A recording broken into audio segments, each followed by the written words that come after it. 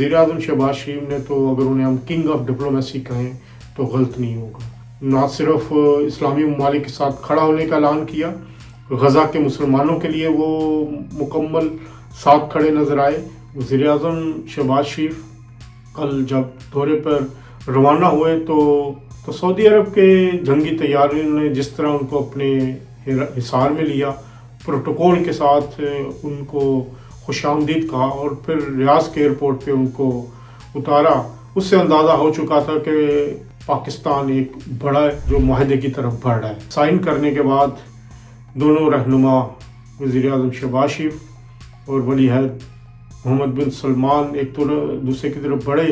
File का तबादला करना था। फ़ाइल के तबादले के बाद जिस तरह मोहम्मद बिन सलमान ने गले लगाया वज़ीर-ए-आज़म शहबाज शरीफ को, वो उनकी पाकिस्तान से मोहब्बत की अक्कासी करता है। और आलमी सतह पर पाकिस्तान की तरफ देखने वाली कोई भी मेली आंख मेरा ख्याल है अब 10 दफ़ा सोचेंगे।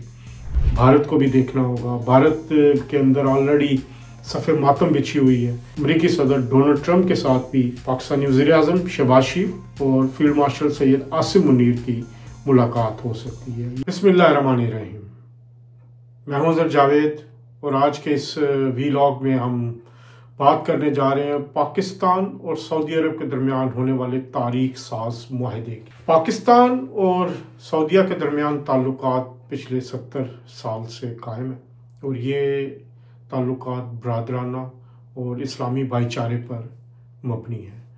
पाकिस्तान में कोई भी मुश्किल वक्त हो तो सऊदी अरब सबसे पहले आगे आता है और मदद करता है।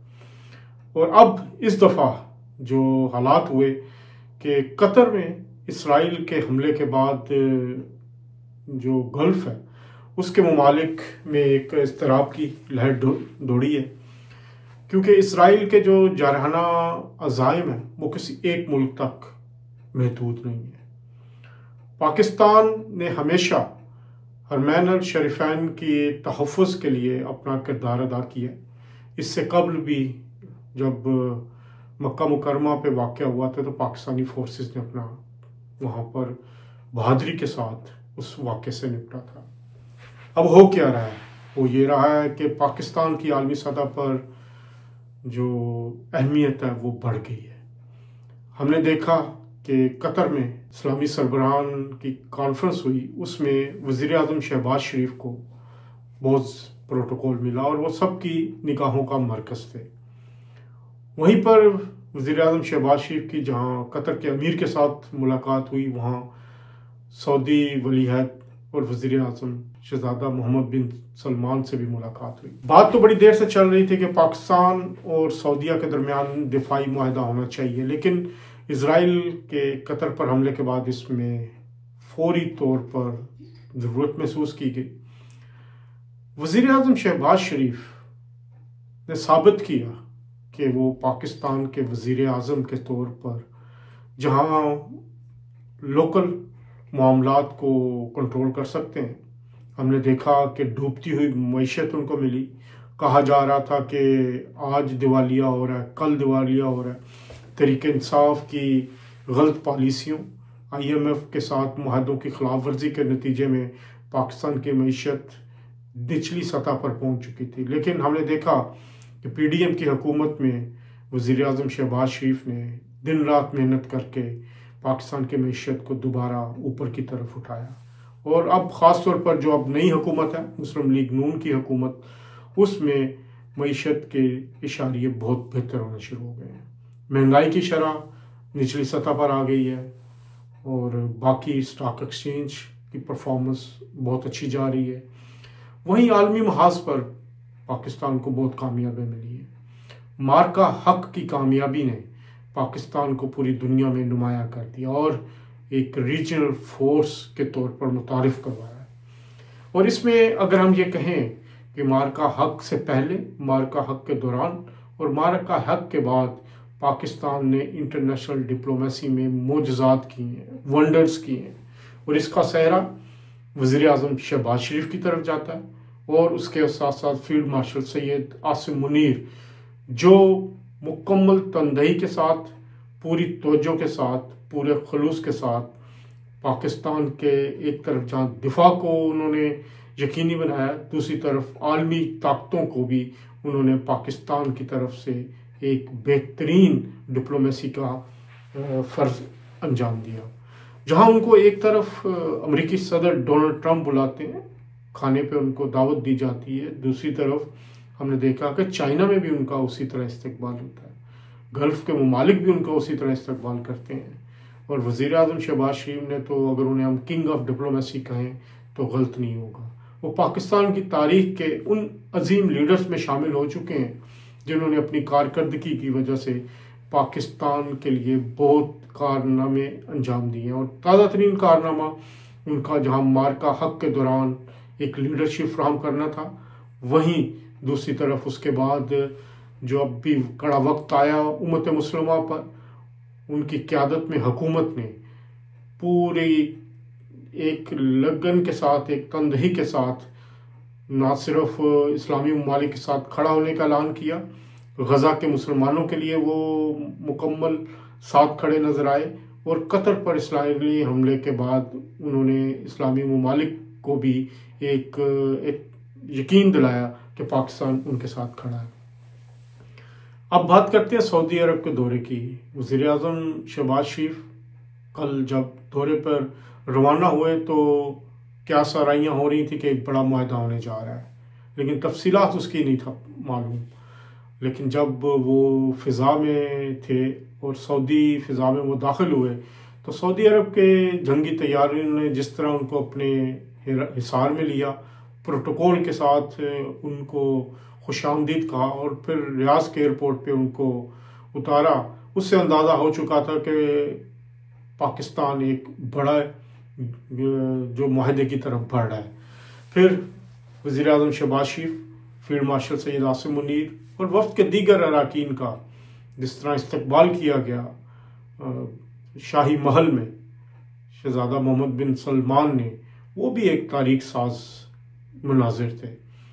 एक उनको घोड़ों के साथ लाया गया, गार्ड ऑफ ऑनर पेश किया गया और शाही महल के दरवाजे पर बाहर आकर उनका मोहम्मद बिन सलमान शहज़ादा और वज़ीर आज़म ने इस्तकबाल किया।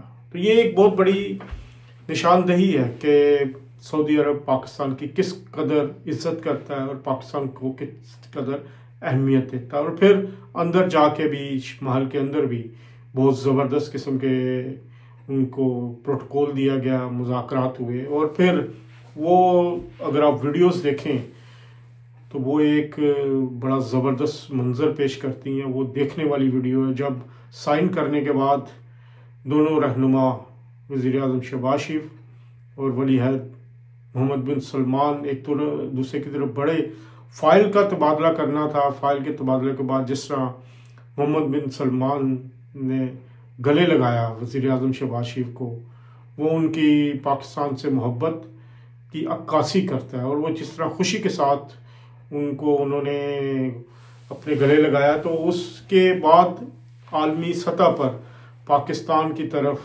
देखने वाली कोई भी मेली आंख, मेरा ख्याल है अब 10 दफ़ा सोचेंगे। जो मुआहदा हुआ है उसके तहत पाकिस्तान और सऊदीया एक दूसरे के दिफाई जो ज़रूरियात हैं, एक दूसरे के दिफा में खड़े होंगे। और बड़े साफ अल्फाज में कहा गया कि एक पर हमला दूसरे पर हमला होगा। तो पाकिस्तान ने जो अचीव किया है, पाकिस्तान ने जो हासिल किया है, और साथ साथ उम्मत मुस्लिमा की जो तहफ़्फ़ुज़ की एक ज़िम्मेदारी मिली है, खादमे हरमैन अल शरीफैन ने जो एक उनके ऊपर एतमाद का इजहार किया है, मेरा ख्याल है ये पाकिस्तान के हुक्मरानों में शहबाज शरीफ साहब को ये एजाज़ हासिल हुआ है कि वो इस इतने बड़े जहां इस्लामी फरीज़े को सर अंजाम देने जा रहे हैं। ये कोई मामूली बात नहीं है। और मक्का मुकरमा हो या मदीना शरीफ, उसकी हिफाजत के लिए तो तमाम मुसलमान हर वक्त तैयार रहते हैं, लेकिन एक बाकायदा ज़िम्मेदारी मिलना ये भी पाकिस्तान के लिए, वज़ीर आज़म शहबाज शरीफ के लिए और फील्ड मार्शल सैयद आसिम मुनीर के लिए एक बहुत बड़ा एजाज़ समझी जाती है। तो पाकिस्तान के साथ अब ये दफ़ाई पैदावार में भी मदद होगी, एक दूसरे की दफ़ाई ज़रूरियात को भी पूरा किया जाएगा। और तवक्को यही है कि इस माहदे के नतीजे में दोनों ममालिक के दरमियान एक नई इक़्तिसादी रवाबत का आगाज़ होगा।